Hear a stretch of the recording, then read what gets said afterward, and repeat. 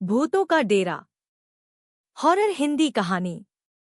गांव के पास के जंगल को लोग भूतों का डेरा कहते थे। कहते हैं कि वहां जाने वाले कभी लौटकर नहीं आते थे। रात के समय वहां से चीखों की आवाजें आती थी, लेकिन कोई नहीं जानता था कि यह सब कैसे हो रहा है। रहस्यमय जंगल। राजू, दीपक और अमित, ये तीन दोस्त बहुत हिम्मती थे। उन्हें अंधविश्वास पर विश्वास नहीं था। उन्होंने तय किया कि वे इस जंगल के रहस्य को जानकर रहेंगे।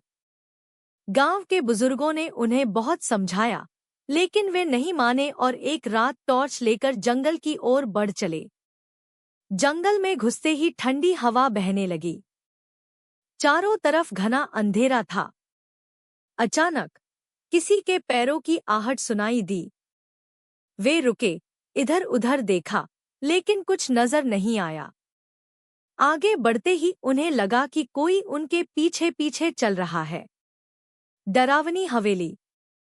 थोड़ी दूर चलने के बाद उन्हें एक पुरानी हवेली दिखी। हवेली टूटी फूटी थी, जैसे वर्षों से वहां कोई न रहता हो। दरवाजा थोड़ा खुला था। डरते डरते उन्होंने अंदर झांका। अंदर अजीब सी ठंडक थी। अचानक एक खिड़की तेज आवाज के साथ बंद हो गई। वे डरकर एक दूसरे को देखने लगे। तभी उन्हें एक कमरे से किसी औरत के रोने की आवाज आई। वे हिम्मत करके कमरे में गए। अंदर एक बूढ़ी औरत बैठी थी, जो सफेद साड़ी पहने रो रही थी। जैसे ही उन्होंने उससे पूछा, आप कौन हैं? औरत ने धीरे धीरे सिर उठाया। उसकी आंखें लाल और गहरी थी।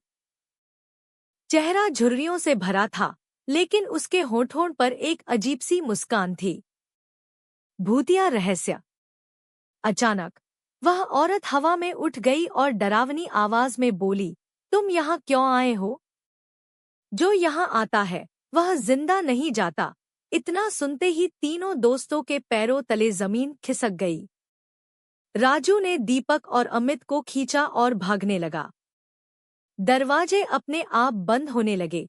हवेली की दीवारों से डरावनी परछाइयां निकलने लगी। तीनों दोस्तों ने पूरी ताकत लगाई और किसी तरह हवेली से बाहर भाग निकले। जब वे गांव लौटे तो देखा कि गांव के बुजुर्ग पहले से उनका इंतजार कर रहे थे। उन्होंने बताया कि वह बूढ़ी औरत कोई और नहीं बल्कि रुक्मिणी देवी थी, जो 100 साल पहले इस हवेली में रहती थी। उसने गांव वालों से धोखा खाया था और तभी से उसकी आत्मा इस हवेली में भटक रही थी। उस रात के बाद तीनों दोस्तों ने कभी उस जंगल की तरफ नहीं देखा। वे समझ गए थे कि कुछ रहस्य ही रहने देने चाहिए। गांव वालों ने फिर कभी उस जंगल में जाने की हिम्मत नहीं की और वह जगह हमेशा के लिए भूतों का डेरा कहलाने लगी।